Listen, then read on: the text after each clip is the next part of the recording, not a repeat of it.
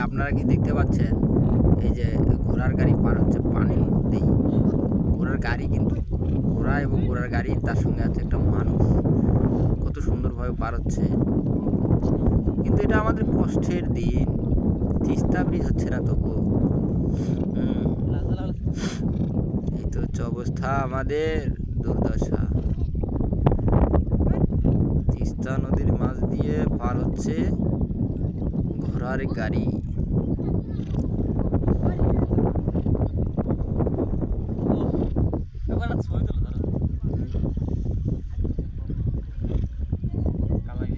আমি এই যে ঘোড়ার গাড়িটা মানুষকে একটু দেখানোর চেষ্টা করতেছি। ঘোড়ার গাড়িটা বের হলেই ভিডিও বাদ দেবো। ঘোড়ার গাড়িটা বের হোক আগে। ঘোড়ার গাড়িটা বের হচ্ছে না, যাচ্ছে। পানির স্রোতটা একটু বেশি তো এই জন্য বোঝা যাচ্ছে না, ভিডিওটা যাচ্ছে অনেক দূর। তবুও দেখাবো সবাইকে, ভিডিওটা অবশ্যই দেখাবো। এই যে এখন পার হয়ে যাবে, কাছাকাছি এসে গেছে। হ্যাঁ, এখন গাড়িটা কিছুক্ষণের মধ্যে বের হবে। এই যে গাড়িটা বের হচ্ছে, যদিও পাশাপাশি তবুও পানি বেশি, কিন্তু অনেক পানি। ঘোড়াটা ফাঁপাচ্ছে, শব্দ করতেছে। যাই হোক, পাশাপাশি এসে গেছে, তবুও গাড়ি দেখা যাচ্ছে না, কারণ পানি অনেক বেশি। ওই যে সামনে দেখা যাচ্ছে একটা নৌকা। এই যে ঘোড়া গাড়িটা এখন এখন মনে হয় দেখা যাবে কিছুক্ষণ। ও ধারে যাচ্ছে যাচ্ছে তো যাচ্ছে, অনেক স্রোত,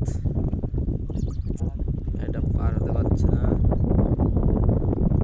এখন দেখা যাবে কিছুক্ষণের মধ্যেই। এই যে ঘোড়ার মাটি ধরা পাচ্ছে। এই যে এখন বের হবে ঘোড়ার গাড়িটা। এই তো গাড়ি বের হয়ে গেছে। এই যে ঘোড়ার গাড়ির উপরে মানুষ দাঁড়িয়ে আছে। এই হচ্ছে ঘোড়ার গাড়ি। নদীর মধ্যে কিভাবে পার হলো দেখেন, দেখে যান মামা। দেখো এই যে ঘোড়ার গাড়িটা পার হয়ে গেছে। এই যে উপরে উঠে গেছে এখন। এই যে উঠে গেল। এই যে ভিডিওটা যদিও শেষ করলাম, তবুও একটা জিনিস না দেখালেই নয়। এই যে নৌকাটা আসতেছে, এই নৌকায় আমরা পার হবো কিছুক্ষণ পর। এই নৌকাটা আসছে লোক নামাবে, তারপর আমাদের নামায় দেবে।